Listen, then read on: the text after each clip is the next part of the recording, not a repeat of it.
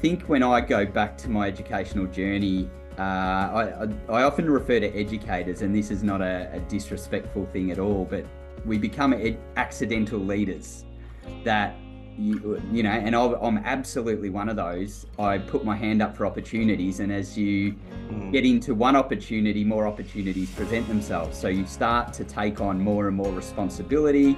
You start to get more and more leadership opportunities, and leadership roles start to present themselves. So as I've gone through my career, and I've now been involved with 6 schools, and every single one of them, I would say there's different defining moments, because the version of leadership or educator I was needed at each of those environments was so different. So I've been in a very large suburban school with high growth, and I was in secondary education, early secondary, upper primary.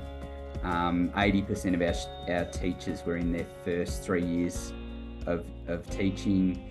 My middle leaders were inexperienced, and that's probably where I really built a love for developing the adult learning concept, because it was so important when you've got really young teachers that are passionate, harnessing that passion but building their capacity to be able to, well, basically go into their classrooms and do their job without the supports that some schools have, where you might have 1 or 2 grads. When you've got 20 or 30 grads, it's a very different environment. And then I go out to a smaller rural school where there was some fractured relationships because of some historical things that had occurred. So there, my main role was actually trying to then bind the community and the school, and put the spotlight back on all the great things that the school had to offer within that community, and connecting it back into its local environment. A different, leader was required there. So defining moments for me is really what skills I've had to lean on that I may not have lent on before, and what skills I've had to develop as a leader to ensure that I'm getting the best out of my environment and the people within it. So, again, every environment I've worked in, I could pick a number of defining moments, because I don't think there's one single thing that would say, all right, now I've got it. I've got this leadership thing under control, because I never have. I'm still learning. I'm still leaning on new skills that I have to actually develop, that are skills that I haven't had to lean on as much before. So, and that's on me. That's not on the environment to adjust. That's on me to decide as the leader, what's the leader that I'm needed to be in this scenario to get the best out of the people that, are relying on me. Yeah, nice one. I think that's a good segue into thinking a little bit about the future of education. What do leaders like yourself offer? What are your thoughts in this area?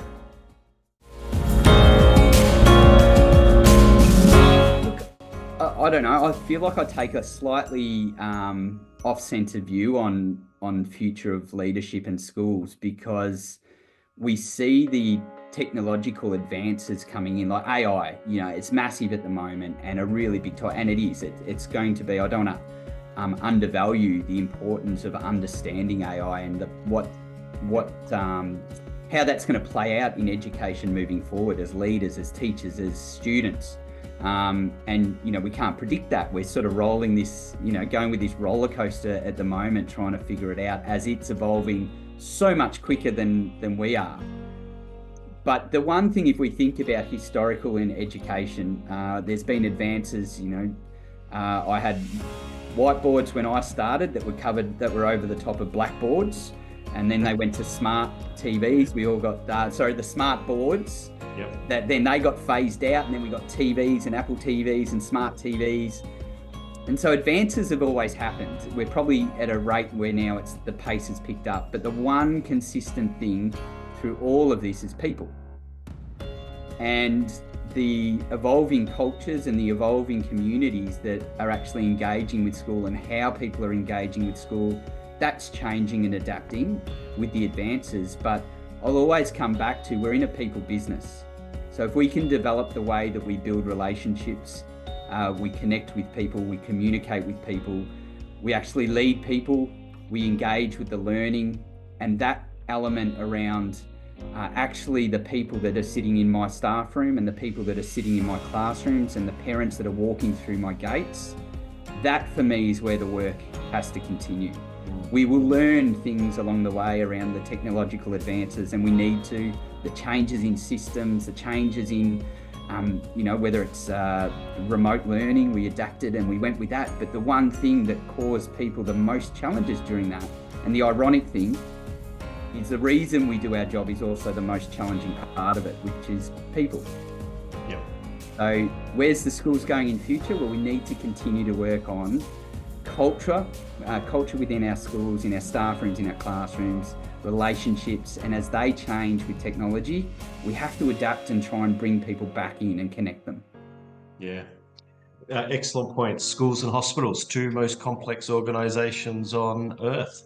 The Absolutely. people factor. So that's a nice segue into purpose-driven leadership. Sort of tell me a little bit more about how you might align your school's purpose in society moving forward, and what's the impact to society? When I started education, there was this unwritten rule around you leave your baggage at the gate. When you come into school, whatever's going on in your world personally, that stays out, leave it in your car, you come in and it's switch on work mode. Now, as we've evolved and research has, and particularly around this idea of well-being, we know that's not a reality. My world impacts my professional world. My personal world will impact my professional world. Now, that doesn't mean that I'm going to stand up in front of the class and divulge, personal information that's unprofessional. But it is going to impact how I am, how I present, how I turn up, how I'm being with my people. And we have to acknowledge that's part of well-being, but also part of adult learning. And so having that, again, coming back to the people management, and we're in the people business, is acknowledging that, this purpose-driven leadership is about people. And part of that is about actually supporting people through their challenges and allowing them to be human, and acknowledging the fact that not every day I turn up, I'm going to be 100%. But the day that you do turn up at 50%, that we can have those conversations and we can put things in place to support you. And equally, it's understanding the community that come in. They're the same. I'll get an upset email or an upset phone call. It's not always about me. And sometimes they can be challenging, but understanding how I can communicate and reconnect with those families and mend any of those damages, that's purposeful leadership. We're going to get further with people on board and aligned with our work than we will against it. And again, as the leader, that's our most complex work, but it is also the most important work and will result in the best outcomes. Yeah. Fantastic. Look, Stephen, I'm a huge fan of research and education and making sure our teachers in particular have the latest research in terms of teaching and learning, because that's what drives the profession. We are a profession. Tell me a little bit about research in terms of leadership and what we might be looking at in terms of any gaps moving forward. Macklin and Zabar, in driving school improvement, wrote about this as well, in that we have all the things that make a good leader, but we actually don't have a lot around how. Like, how do I activate or deactivate that work to actually effectively lead people? And if we think about it in terms of classroom practice, there would be very few classrooms in Australia that don't have an instructional model. And the reason we have an instructional model is so our teachers walk in, they have a research-based process in order to effectively teach the students. They understand how students learn. That process is all part of it. It allows them to plan effectively. It allows them to schedule and be able to pivot effectively through their lesson. And when they're in there, they don't actually have to sit there and go, right, what's next? Because that part's embedded in their long-term memory. So instead, they focus on their students and they're responsive to questions or things that might help take them on a different path, but it's going to be a really great part to inquire in their learning. Whereas in leadership, we don't have a leadership instructional model. The actual how to implement effective change, how to actually go into our staff room with a real intentional process. And that's where my work's been sitting in the last probably couple of years, but a lot about my book as well, is around the how. How do I actually lead effective improvement?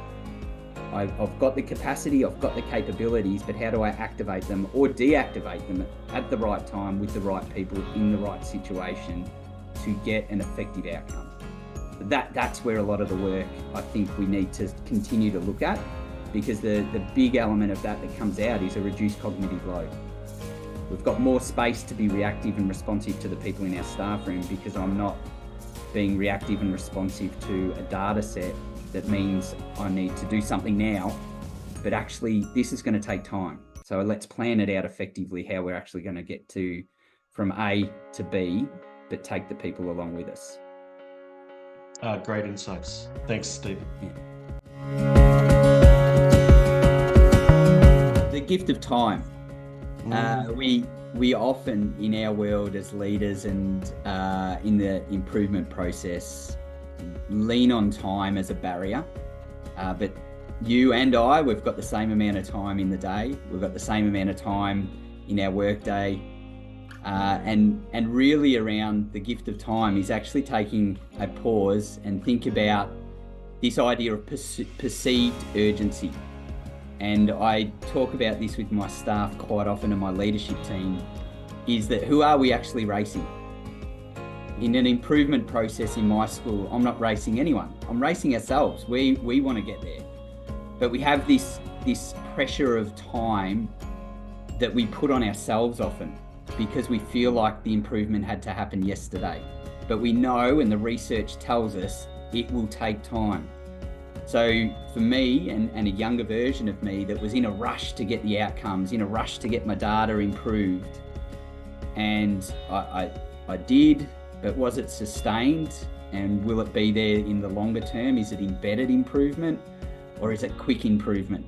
So for me to go back and talk to young Steve would be saying, slow down, take your time, do the work, be intentional, and enjoy the improvement process, because it's great when you get to the end and you see that result and you know that it's going to be there next week, next term, next year. That's where I think the thrill of leading improvement really kicks in.